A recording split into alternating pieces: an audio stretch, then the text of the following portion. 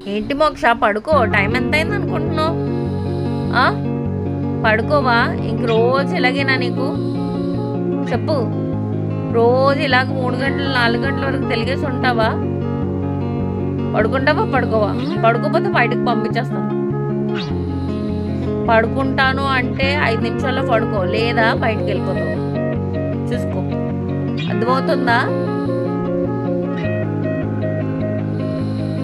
ఏంటి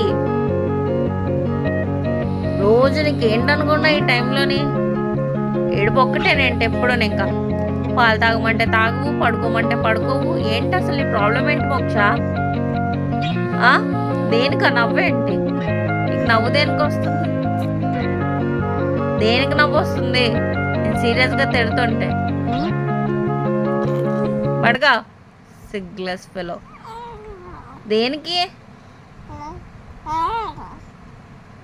నవ్వుతున్నావు?